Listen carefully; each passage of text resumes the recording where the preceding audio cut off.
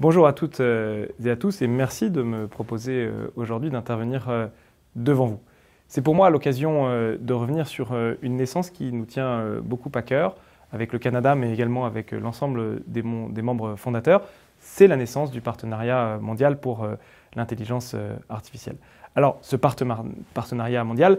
il naît d'une prise de conscience qui est celle de la nécessité d'une coopération à l'échelle internationale pour à la fois exploiter le plein potentiel de l'intelligence artificielle, mais également pour le faire et la développer en respectant les valeurs démocratiques et les valeurs humanistes qui ont toujours été celles de l'Europe. C'est pourquoi avec beaucoup de membres fondateurs, la France, l'Allemagne, l'Italie, le Royaume-Uni, la Slovénie ou encore l'Union européenne, mais aussi 11 membres fondateurs dans l'ensemble du monde entier, nous nous sommes unis pour créer le partenariat mondial pour l'intelligence artificielle qui représente quelque part un très bel élan collectif international et transnational. Le projet, c'est de conjuguer à la fois une confiance dans l'intelligence artificielle, dans les potentialités, dans ce qu'elle va nous apporter, dans sa capacité à nous améliorer la vie quotidienne des Européens et des citoyens du monde, mais également une volonté d'encadrer, de guider ou en tout cas de développer une intelligence artificielle, des usages technologiques qui doivent être complètement en ligne avec les principes démocratiques de l'Europe et notre bien-être collectif. C'est une initiative qui a été lancée par le Canada lors de sa présidence du G7. C'est une initiative que nous avons prolongée l'été dernier lors du sommet de Biarritz, encore une fois dans le cadre du G7, et qui a requis beaucoup d'efforts pour faire en sorte que ce partenariat mondial pour l'intelligence artificielle, sur lequel nous avons travaillé depuis de longs mois, il puisse aboutir. Nous avons regroupé des pays européens qui partageaient les mêmes valeurs d'ouverture, les mêmes valeurs d'humanisme, mais également des pays non européens, comme l'Australie, la Nouvelle-Zélande, l'Inde ou dernièrement les États-Unis, pour travailler tous ensemble sur cette question de la manière dont nous voulons voir évoluer l'intelligence artificielle et pour travailler tous ensemble dans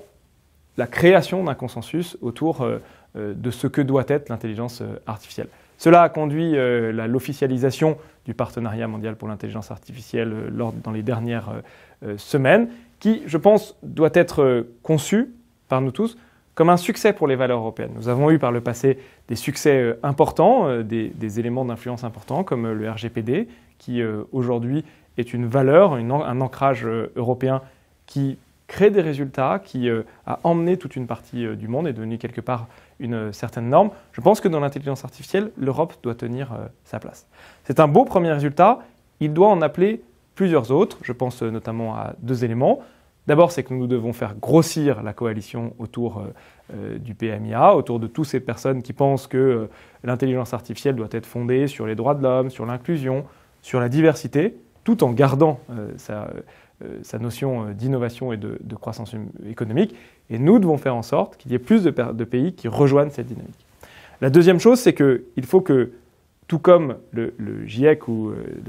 les travaux sur la question de l'environnement ont produit des résultats extrêmement concrets, nous puissions là aussi arriver à des résultats extrêmement concrets le plus rapidement possible. J'espère que pourront être ainsi publiés dès avant la fin de l'année même les premiers travaux sur un certain nombre de sujets. Il y en a qui nous semblent plus urgents que les autres. Par exemple, du côté positif, la question de la lutte contre la pandémie du Covid-19 et l'aide de l'intelligence artificielle. Des questions absolument cruciales comme l'interopérabilité des données ou la fiabilité des algorithmes. En tout cas, il s'agit pour les deux centres d'expertise qui ont déjà été constitués, l'un à Paris, l'autre à Montréal, avec l'objectif de regrouper les meilleurs experts, de pouvoir rendre un certain nombre de conclusions le plus rapidement possible. Je pense qu'il ne faut pas voir ce partenariat mondial pour l'intelligence artificielle comme une nouvelle initiative institutionnelle qui crée des doublons. Ce que nous cherchons à faire, c'est de prolonger les réflexions que nous avons au niveau européen sur la question de l'éthique de l'intelligence artificielle et de créer du consensus, notamment au sein des académiques et des industriels. Tout comme avec le GIEC et les travaux sur l'environnement, nous avons créé du consensus avant de produire des normes. Il ne s'agit pas tant là de produire des normes et des cadres d'intervention, mais de faire en sorte que dans un travail entre académiques, entre praticiens de l'intelligence artificielle, avec aussi des institutionnels, on puisse éclairer les décideurs publics, à la fois en dressant un état des lieux et un état de l'art des pratiques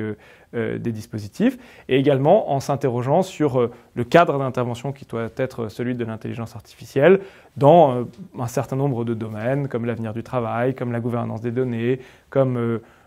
l'innovation ou comme la commercialisation. Ce qu'il s'agit de faire ici, c'est de renforcer le consensus international pour venir alimenter ce qui doit être la décision politique. Alors, évidemment, l'action de ce PMEA, elle devra s'inscrire complètement dans la droite ligne des orientations qui ont été portées par l'Union européenne sur l'intelligence artificielle et une intelligence artificielle de confiance. Et je pense notamment aux travaux qui ont été menés par le groupe d'experts de haut niveau et qui ont donné lieu, sur la base de production nationale, mais également sur la base de production transeuropéenne, à des conclusions extrêmement intéressantes. Et je pense qu'on doit d'ailleurs renforcer cette initiative. Un dernier mot pour vous dire que d'abord, il faut que la plupart des pays, l'ensemble des pays membres de l'Union européenne, viennent adhérer au partenariat mondial pour l'intelligence artificielle. C'est absolument indispensable que chacun puisse venir grossir cette dynamique, parce que plus nous serons nombreux, plus nous pèserons dans les débats internationaux, plus nous pèserons sur cette question des valeurs et des normes. Et il faut qu'après la première vague qui a été celle des membres fondateurs, nous puissions avoir le maximum de pays européens qui viennent, dans une deuxième vague, s'inscrire dans cette dynamique. Le deuxième élément, c'est pour vous dire que, d'une certaine manière, la dynamique qui a été enclenchée depuis 6 mois au sein de l'Union européenne, au sein de la Commission, avec les pays membres, est absolument importante. Malgré la crise sanitaire, malgré les difficultés que nous avons tous connues, depuis 6 mois, l'Europe avance sur le numérique comme elle n'a jamais avancé. C'est le fruit du travail des commissaires Breton et Vestager, que je veux vraiment remercier pour leur implication, qui ont permis de faire émerger la question de l'intelligence artificielle, de faire émerger la question du cloud, d'avoir cette stratégie européenne extrêmement offensive dans un monde dont on connaît la compétition et l'engagement des autres grands ensembles du monde sur la question du numérique, mais également sur cette question de la régulation qu'on aborde ici à travers le PMIA, mais qui est aussi qui couvre aussi des sujets de concurrence, des sujets de contenu. Enfin, sur ces deux jambes qui sont celles de l'innovation, de la compétitivité, et puis des valeurs qui, au fond, sont celles de l'histoire de l'Europe, et sur lesquelles nous devons nous appuyer pour faire en sorte que l'Europe porte haut ses valeurs, que l'Europe porte haut ce qu'elle représente et ce à quoi elle veut que le monde ressemble dans les prochaines années. Mais comme on dit souvent, pour pouvoir être à la table, il faut être considéré comme techniquement capable, et c'est pour ça qu'on a aussi besoin d'une manche innovation. En tout cas, je pense que ces 6 derniers mois ont été extrêmement enthousiasmants et que nous aurons l'occasion d'en reparler très très vite, parce qu'il s'agit là encore d'une question vitale.